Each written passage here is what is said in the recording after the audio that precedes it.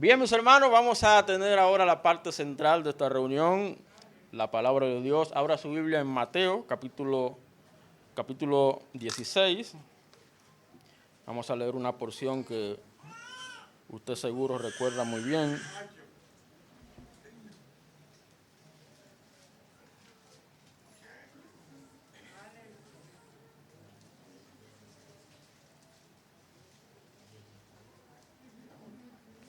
Mateo 16. ¿Lo tenemos? Bien, vamos a leer dos versículos de Mateo 16 y, por favor, deje pisado Mateo 16 y vaya y busque Mateo 18:15, porque vamos a leer esas dos porciones que nos servirán de base para la enseñanza de esta noche. Primero leeremos Mateo 16, 18 y 19. Y luego Mateo 18, 15 en adelante. Dice la palabra de Dios. Mateo 16, 18 y 19. Y yo también te digo que tú eres Pedro, y sobre esta roca edificaré mi iglesia, y las puertas del Hades no prevalecerán contra ella. Y a ti te daré las llaves del reino de los cielos, y todo lo que atares en la tierra será atado en los cielos, y todo lo que desatares en la tierra será desatado en los cielos. Ahora vaya a Mateo 18, a partir del versículo 15. Amén. Dice así: por tanto, si tu hermano peca contra ti, ve y repréndele estando tú y él solos. Si te oyere, has ganado a tu hermano. Mas si no te oyere, toma aún contigo a uno o dos, para que en boca de 2 o 3 testigos conste toda palabra. Si no los oyere a ellos, dilo a la iglesia. Y si no oyere a la iglesia, tenle por gentil y publicano.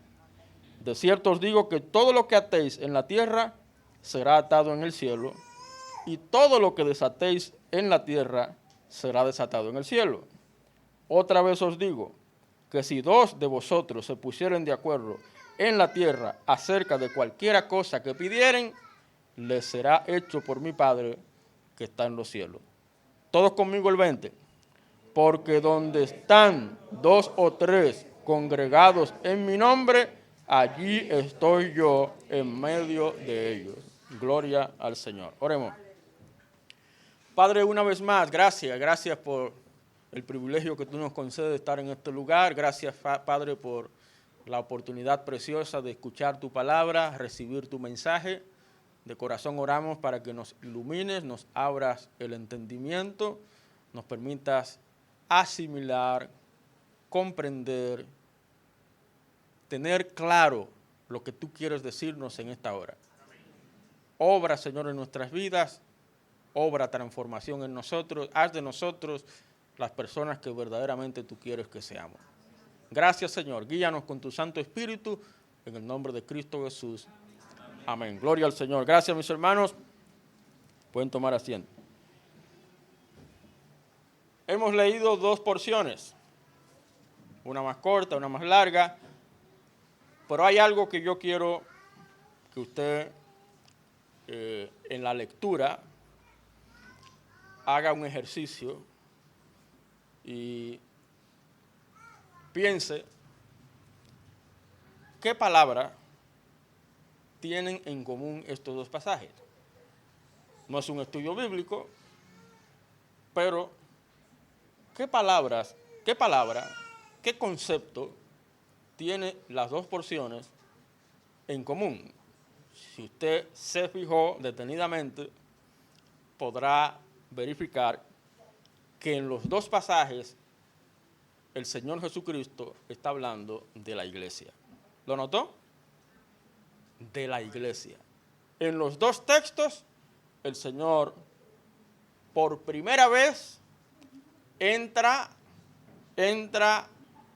en el vocabulario en el vocabulario del pueblo de Dios la expresión iglesia. Es ahí, hermanos, donde surge la idea de la iglesia. Para que nos demos cuenta que el Señor Jesucristo es verdaderamente el ideólogo de la iglesia que hoy conocemos. Jesucristo es el fundador de la iglesia a la cual tú y yo decimos pertenecer. ¡Qué bendición, hermanos! Cristo es quien dio origen a lo que nosotros llamamos iglesia. Y lo que la Biblia, ¿verdad?, nos enseña en cuanto a eso. Por primera vez en el Evangelio, de manera muy particular, el Evangelio de Mateo, usted no va a encontrar eso en otro evangelio, sino hasta el libro de los Hechos, donde históricamente, ¿verdad?, encontramos la fundación de la iglesia. Estamos hablando de Hechos, capítulo 2, con la venida del Espíritu Santo. La venida del Espíritu Santo es lo que da un punto de partida, ¿verdad?, para lo que se conoce como la historia de la iglesia.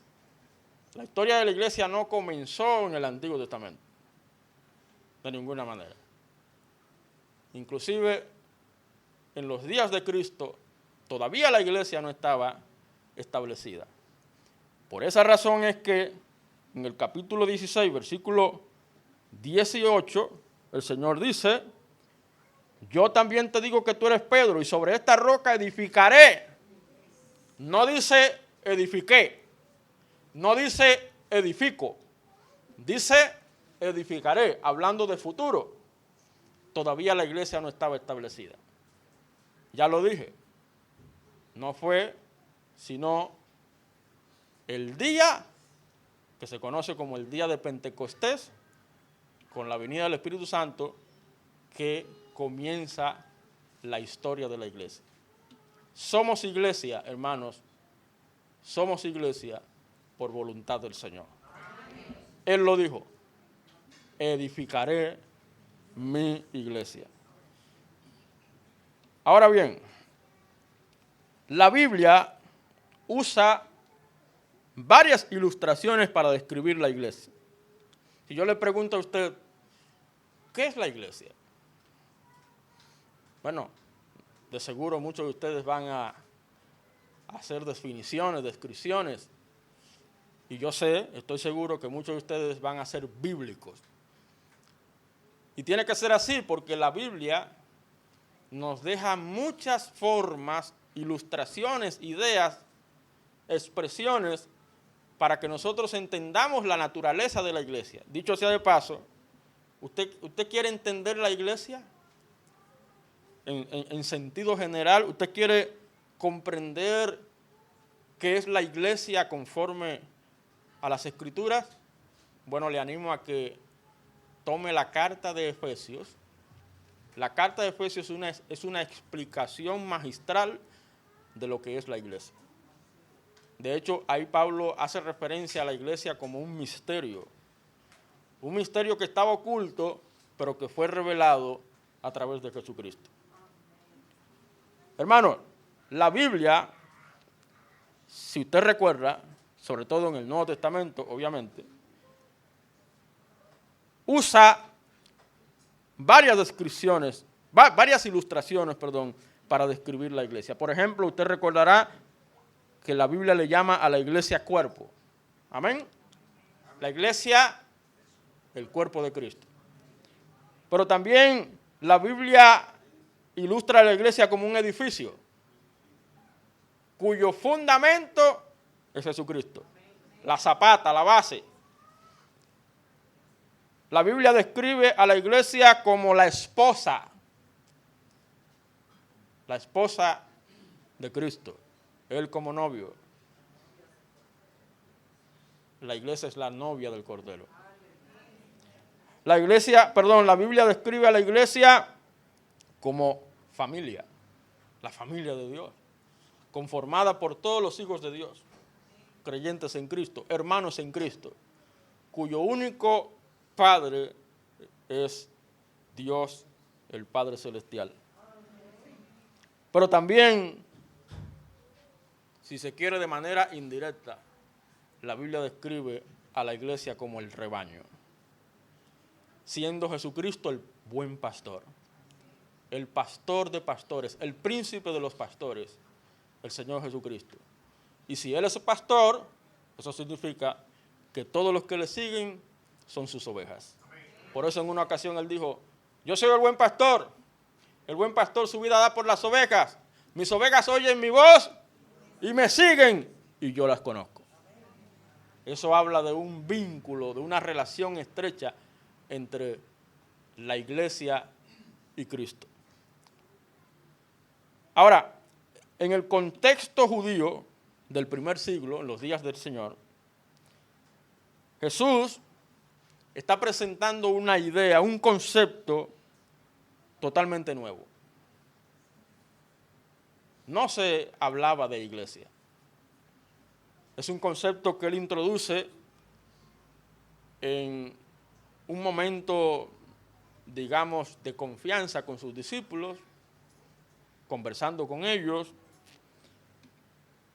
e inclusive en esa conversación él les pregunta a ellos, ustedes, ¿qué dicen la gente que soy yo? ¿Qué opina la gente de mí? Ustedes recuerdan, ¿verdad? Bueno, algunos dicen que tú eres Elías, que tú eres Jeremías, que tú eres un profeta. Es más, hay quienes dicen que tú eres Juan el Bautista que volvió a levantarse.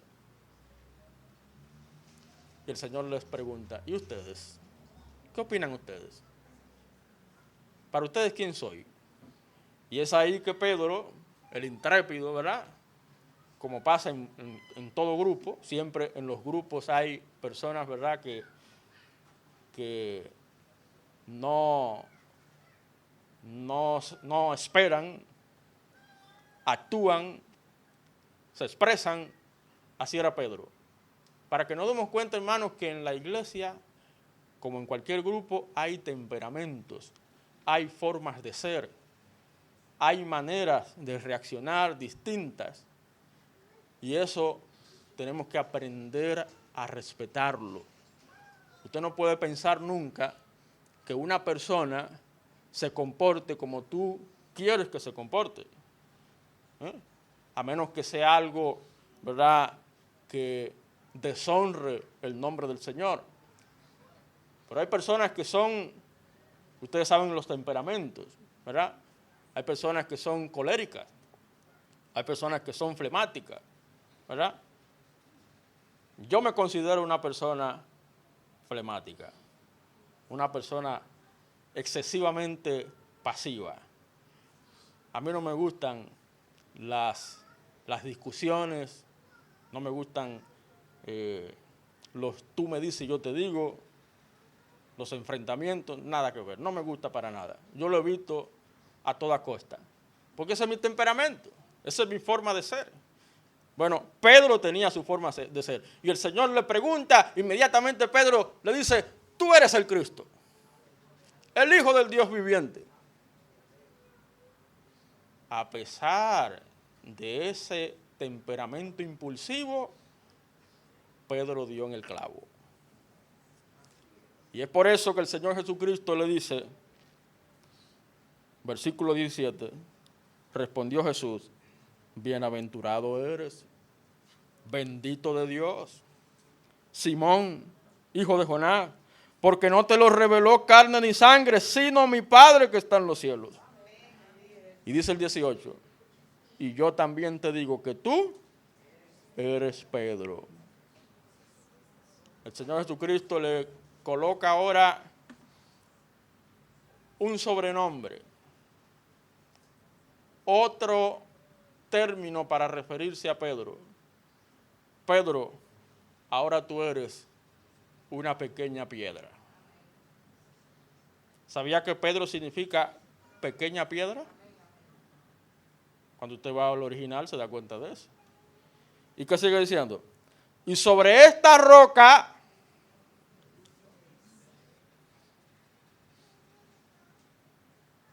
¿Esa roca se refiere a la pequeña piedra? Por lo tanto, ¿está hablando de Pedro? No está hablando de Pedro. Pedro es una pequeña piedra. La palabra roca ahí significa piedra grande. ¿Ha visto usted arrecifes a las orillas de la costa? Rocas inmensas. A eso se está refiriendo Cristo. Sobre esta roca, ¿cuál roca? La confesión de Pedro. ¿Qué fue lo que confesó Pedro?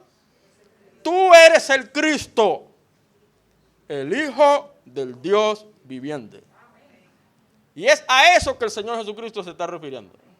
Sobre esa declaración, sobre esa confesión, sobre esa revelación, sobre esa verdad indiscutible, que edificaré mi iglesia. No es sobre Pedro que él iba a edificar la iglesia.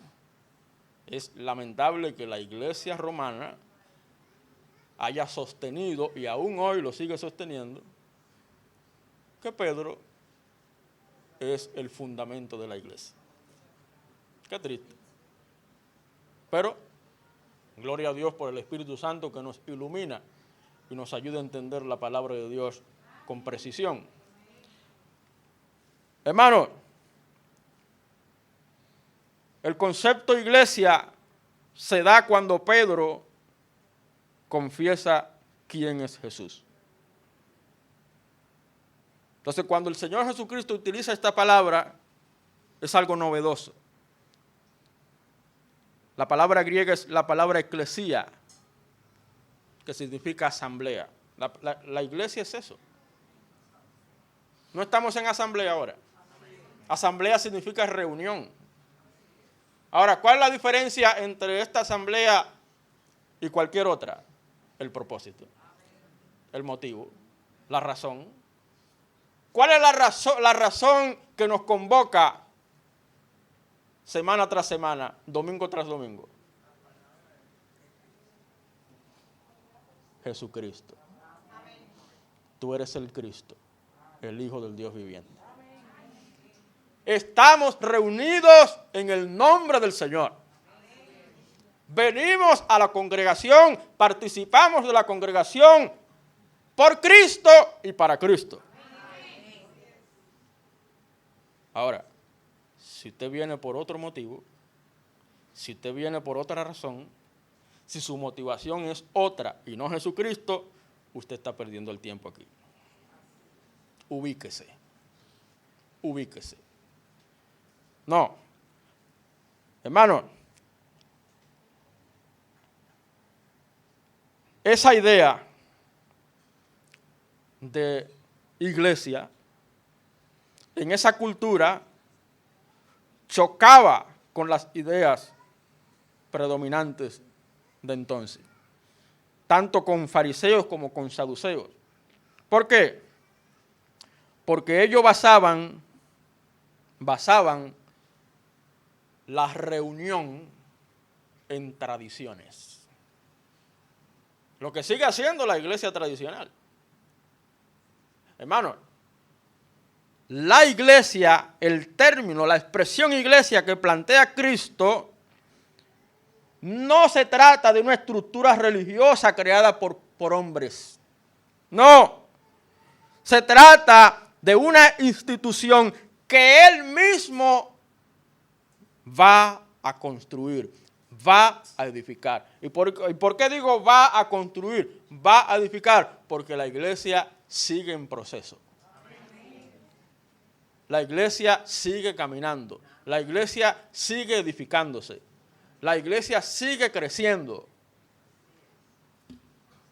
Por eso la iglesia es un organismo vivo. Palabras como edificaré, daré, como por ejemplo en el versículo 19, a ti te daré las llaves del reino de los cielos. Atar, ¿vio esa palabra? Desatar.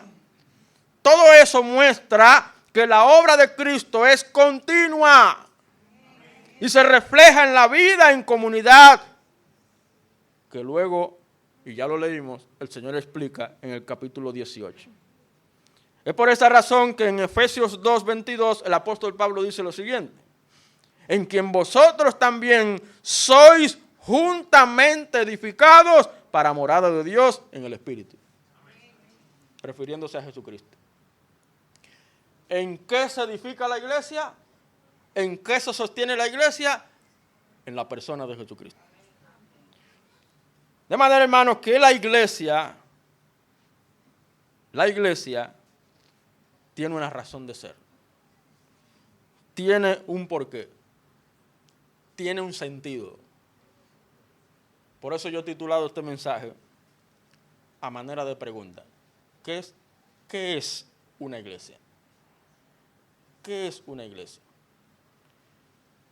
Hermanos, una iglesia, la iglesia, es la comunidad de personas que le pertenece a Cristo. La iglesia no tiene dueños humanos. Por eso, la frase del pastor Andrés, una frase sabia: la iglesia es de todos y de nadie. La iglesia es de todos y de nadie. ¿Por qué lo decía? Porque al final la iglesia le pertenece a Cristo. Nosotros simplemente estamos aquí de paso cumpliendo un propósito, un fin particular. Por eso, otra frase importante aplicable a la iglesia es: en la obra de Dios nadie es imprescindible. Ni el pastor, ni los diáconos, ni los servidores, ni ningún miembro, no importa cómo se llame. Nadie es imprescindible. La obra de Dios es eso, obra de Dios. No obra de hombres. La iglesia es la iglesia de Jesucristo. No es la iglesia de un líder, de un pastor en particular. Hermano, hago una pregunta, basado en la gran pregunta, que es una iglesia. ¿Cómo puede demostrar la iglesia que de verdad es de Cristo? ¿Cómo uno puede darse cuenta que una iglesia, cual sea, no importa dónde esté, no importa cómo se llame, es verdaderamente de Cristo?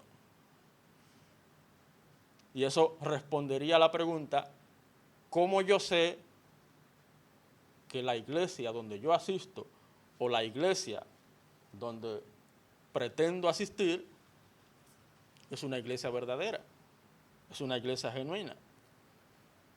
Esa pregunta es importante, hermanos, porque estamos llenos de agrupaciones.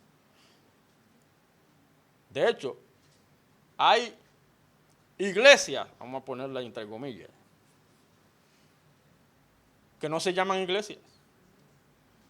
Se llaman, y no estoy diciendo, no estoy, digamos, en contra de la decisión de cada iglesia local. Cada iglesia local es autónoma e independiente para tomar sus decisiones internas en el lugar donde esté. Pero yo he sabido de iglesias que utilizan términos como centro de reunión, centro de restauración, centro de adoración.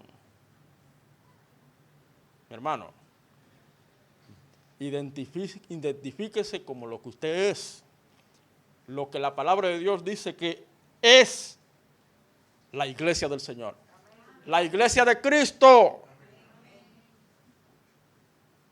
Pero hay que respetar a cada quien, ¿verdad?, en lo que hace y lo que entiende. ¿Cómo puede demostrar la iglesia que de verdad es de Cristo? Bueno, lo primero, ya lo leímos. ¿Qué dijo Cristo respecto a la iglesia en el versículo 19, en el versículo 18? Sobre esta roca edificaré mi iglesia. En primer lugar, hermanos, ¿sabe cómo puede demostrar la iglesia que de verdad es de Cristo? Número uno, reconociendo que solo Cristo edifica la iglesia. Solo Cristo edifica la iglesia. La iglesia no la edifican los hombres. Nosotros somos simples colaboradores en Cristo. Nosotros simplemente seguimos la obra que Cristo inició, la obra que Cristo comenzó. Eso es lo que precisamente vemos en el libro de Hechos. Hermano, el concepto iglesia se da, ya lo dijimos, cuando Pedro confiesa quién es Jesús. Una verdad que solo pudo conocer porque Dios mismo se lo reveló. ¿Se da cuenta la importancia de conocer la revelación de Dios? No la revelación de que Dios me dijo, de que Dios me habló, de que yo me soñé. Olvídese de eso. Estamos hablando de la palabra profética más segura, la palabra de Dios. Hermano, la iglesia debe ser edificada sobre el fundamento de los apóstoles. ¿Y cuál es el fundamento de los apóstoles? La vida, obra y enseñanza de Cristo. Sobre eso la iglesia se edifica.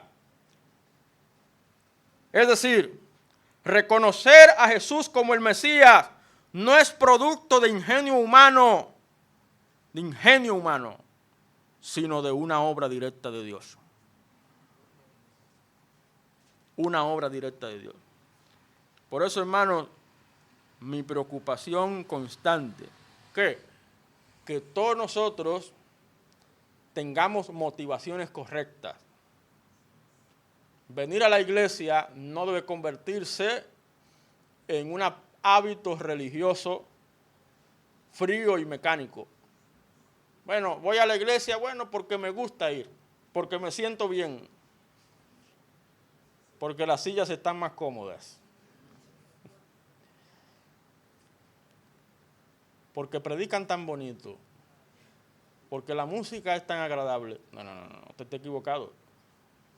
Esa no debe ser la motivación. Y si me siento mal, y si me ofenden, y si me miran mal, y si no me saludan, me voy. Ya usted está evidenciando cuál era su motivación. Su motivación era equivocada. Pero cuando su motivación se llama Jesucristo, no importa lo que pase, lo que suceda, no importa lo que ocurra, yo seguiré siendo fiel. Fiel a mi Señor y fiel a mi iglesia. Jesús deja claro que Él es quien construye la iglesia, no es el pastor.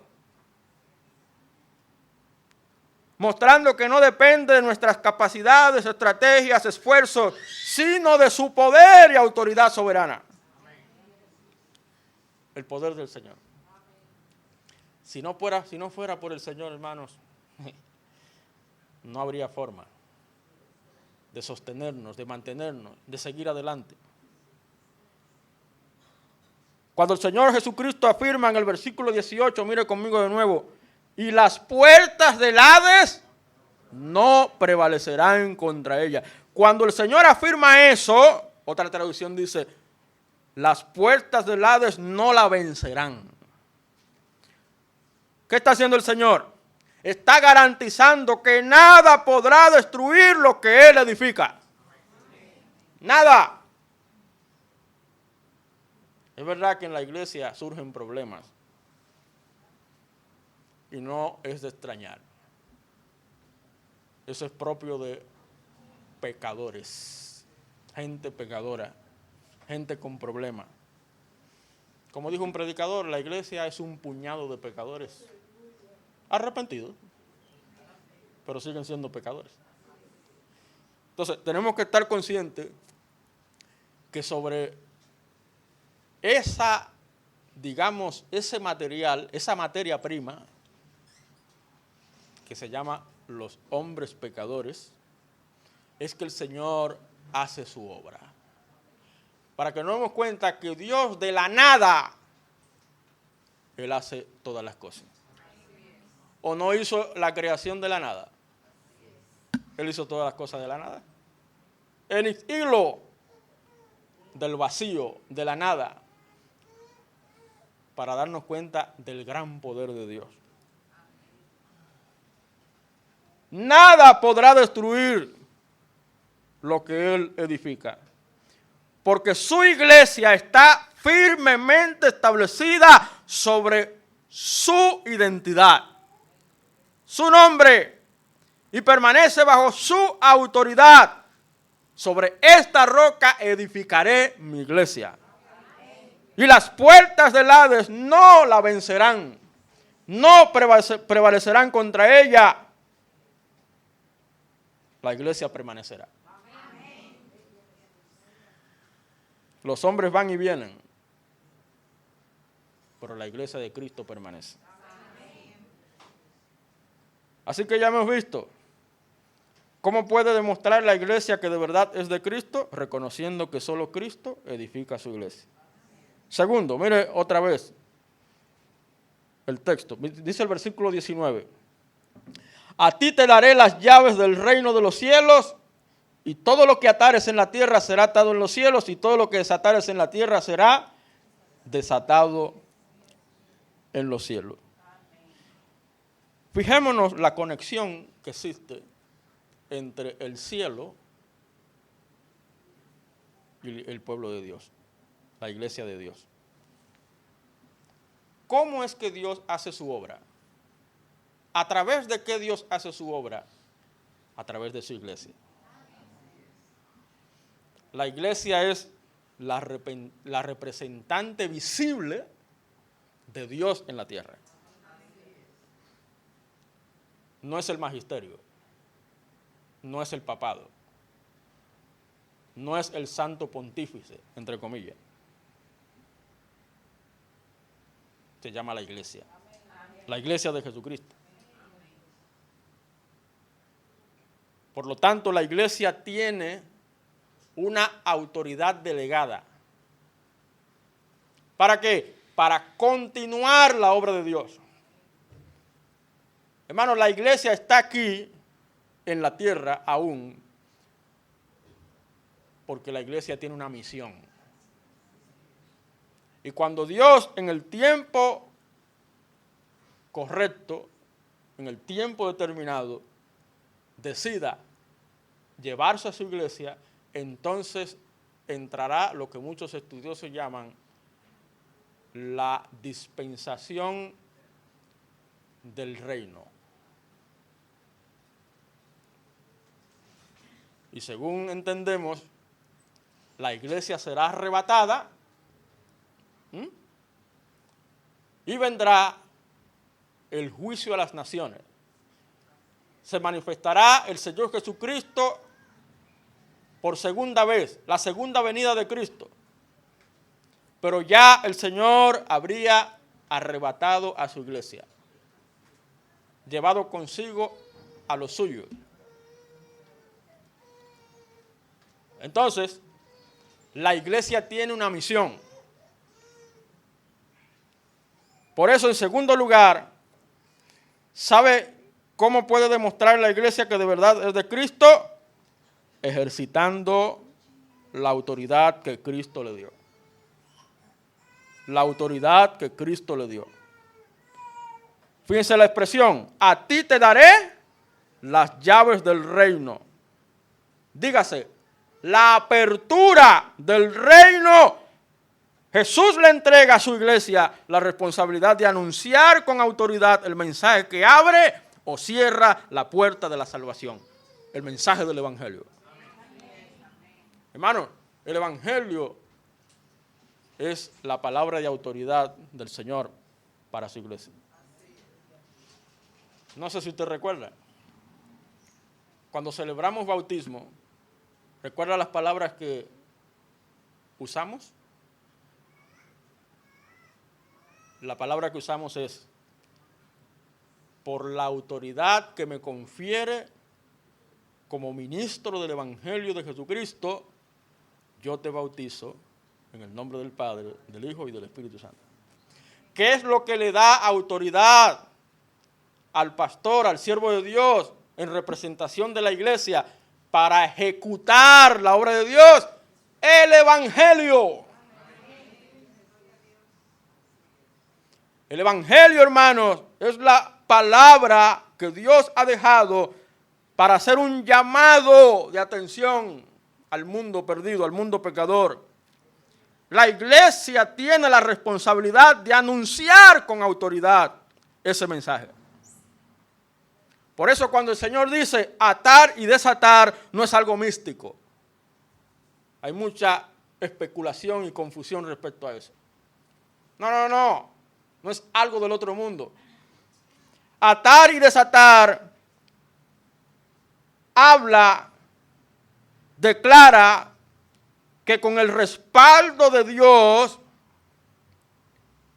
a través del mensaje del Evangelio, toda persona tiene la oportunidad de ser perdonado, pero quien sigue su propio camino, sigue bajo juicio, dependiendo de la respuesta que dé al Evangelio. ¿Se da cuenta? Cada persona tiene la oportunidad, al escuchar el Evangelio, de recibir la salvación, de recibir el perdón de Dios. Y la iglesia tiene la autoridad de señalarle al individuo: si rechazas el Evangelio, estás rechazando el perdón de Dios, la salvación de Dios. Tu destino es la perdición, el castigo, la muerte eterna. Eso equivale a desatar, atar.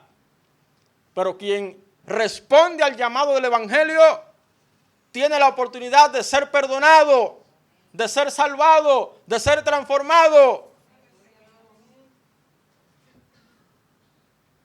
¿Se da cuenta la autoridad que le confiere Dios a la iglesia por medio del Evangelio? Hermano, esta autoridad no es propia de la iglesia. Es una autoridad prestada.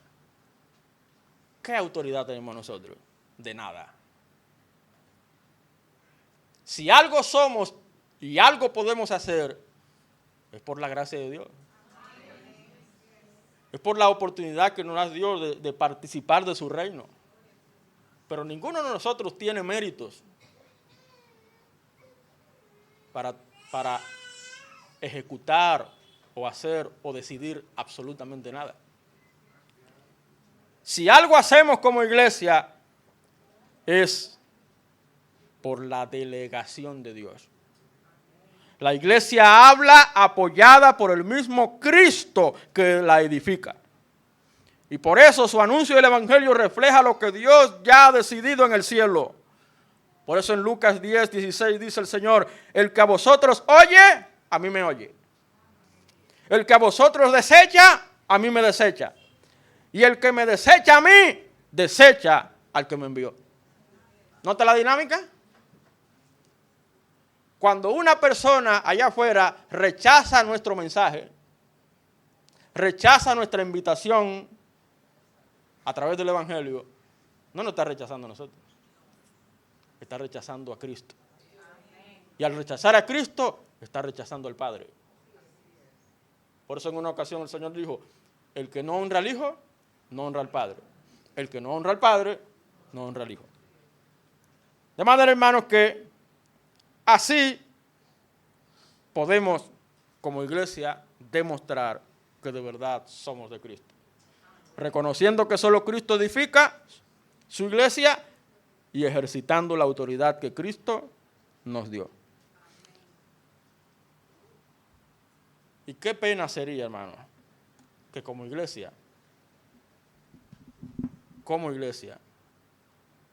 nos quedemos con los brazos cruzados. Que como iglesia nos quedemos callados. Que como iglesia vivamos como que no hay evangelio, como que no hay salvación, como que no hay una esperanza, como que no hay un reino eterno.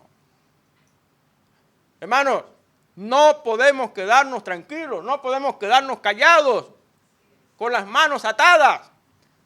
Tenemos que dejarnos usar por el Señor, abrir la boca, proclamar el mensaje de salvación, para que todos tengan oportunidad de ser desatados. Y no seguir esclavizados por el pecado, esclavizados por el enemigo, sino que reciban la libertad que solamente viene a través de Jesucristo. Conoceréis la verdad y la verdad os hará libre. Hermanos, ¿qué fue lo que hizo Pedro? ¿No fue Pedro el primero que anunció el evangelio a los gentiles? Al pueblo judío, en Hechos capítulo 2, capítulo 4. A los gentiles, en Hechos capítulo 10, en la casa de Cornelio, ¿se acuerda? Fue Pedro, y no es casual, porque Pedro tenía claro el compromiso y la responsabilidad que el Señor le había otorgado, como te la ha otorgado a ti, hermano, hermana. Dice la palabra de Dios: id por todo el mundo, id y haced discípulos a todas las naciones, bautizándose en el nombre del Padre, del Hijo y del Espíritu Santo, enseñando que guarden todas las cosas que yo os he mandado, y aquí yo estaré con vosotros todos los días hasta el fin del mundo. Id y predicad el evangelio a toda criatura. El que creyere y fuere bautizado será salvo, mas el que no creyere será condenado. Esa es la autoridad que el Señor nos ha delegado. ¿Por qué callamos? ¿Por qué no participamos de la expansión del reino? ¿Por qué no ejecutamos la autoridad delegada por el Señor? ¿Por qué? ¿Será que no estamos convencidos? ¿Será que no creemos lo suficiente? Como denunció muchas veces el Señor a sus discípulos, hombres de poca fe. ¿Cómo te sentirías tú si el Señor te dijera, hombre, mujer de poca fe? No, mis hermanos, el Señor nos ha delegado su autoridad. Como creyentes en Cristo, como creyentes del Evangelio, a proclamar las buenas nuevas de salvación. No todos van a creer. Pasó con Cristo, pasó con Pedro, pasó con Pablo. ¿Y de qué manera? ¿Cuántas veces no lo rechazaron? Y en el peor de los casos lo persiguieron, lo maltrataron. Y hasta el extremo lo ejecutaron. ¿Sabía que Pablo murió según la tradición decapitado? ¿Sabía que Pedro murió según la tradición crucificado con la cabeza hacia abajo? ¿Sabía que la tradición habla de que uno de los apóstoles fue arrojado a un horno de aceite caliente?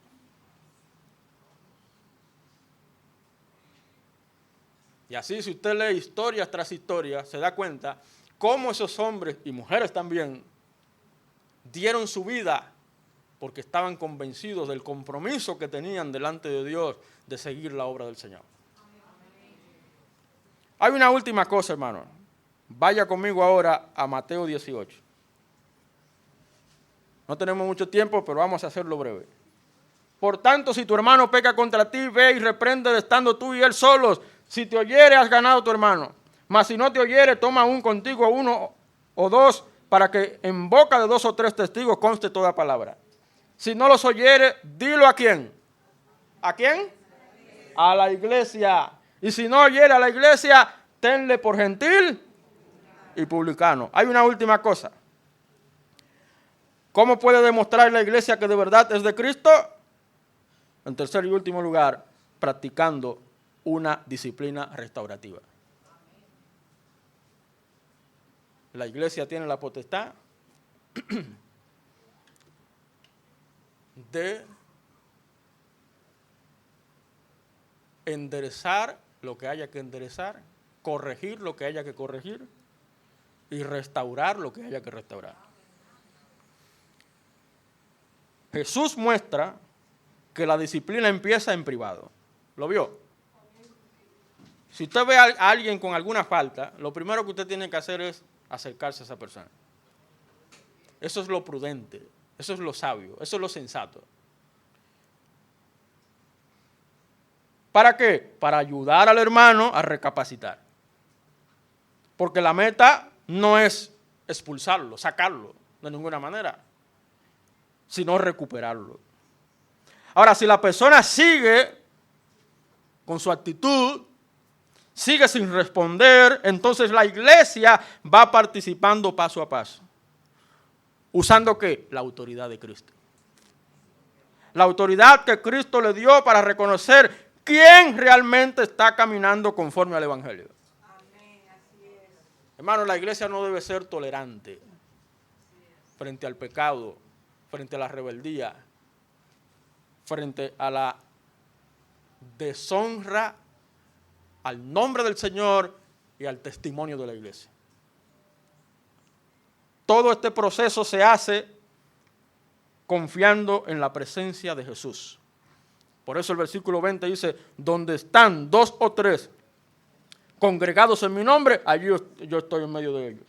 Y dice el 19, el anterior, si 2 de vosotros se ponen de acuerdo en la tierra acerca de cualquier cosa que pidieren, les será hecho por mi Padre que está en los cielos. ¿Se da cuenta el respaldo? El Señor promete estar con su iglesia cuando ésta se reúne para actuar según su voluntad. La asamblea que vamos a tener el martes,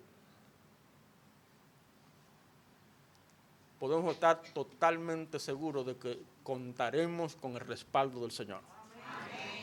Porque estaremos reunidos en su nombre para tomar decisiones como iglesia. Y esas decisiones, ejecutarlas conforme a los propósitos de Dios. Así que ya hemos visto cómo puede demostrar a la iglesia que de verdad es de Cristo, reconociendo que solo Cristo edifica su iglesia, ejercitando la autoridad que Cristo le dio y practicando una disciplina restaurativa.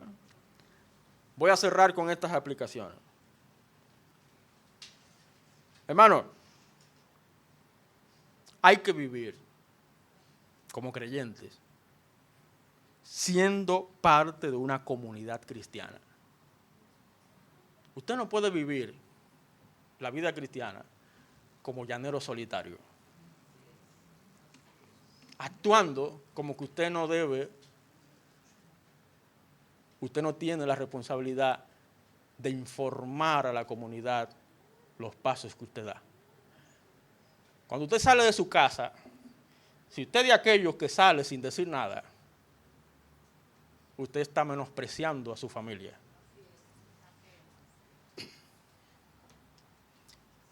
Por eso cualquiera de nosotros que nos llamamos miembros de la iglesia, que damos pasos y tomamos decisiones a expensa, a espalda o sin tomar en cuenta la iglesia, estamos irrespetando la comunidad de Cristo.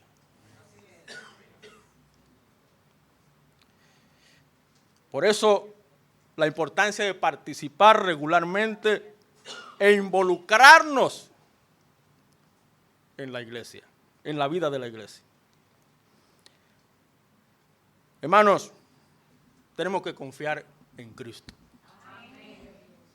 Confiar en que Él sostiene su iglesia y Él la dirige.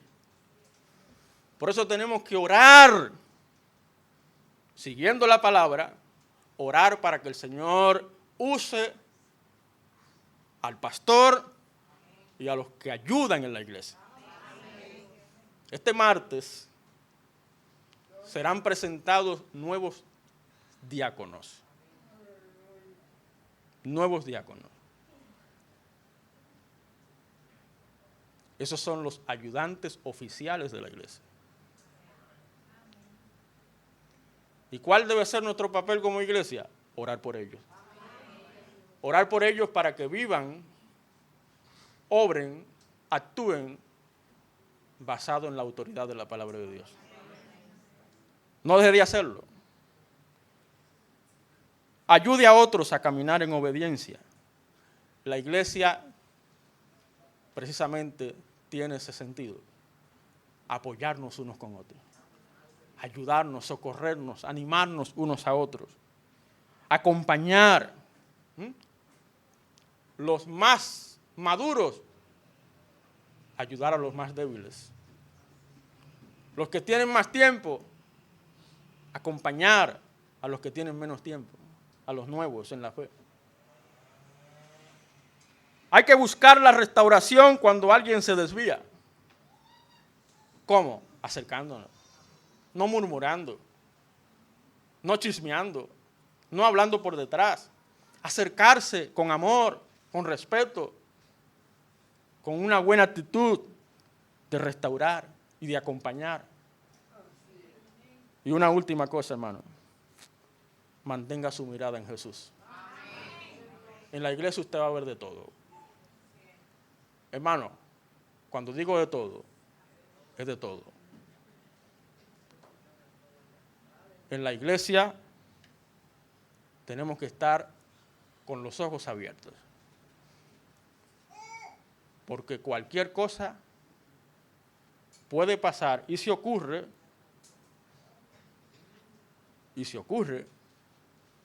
estar enfocados en Cristo.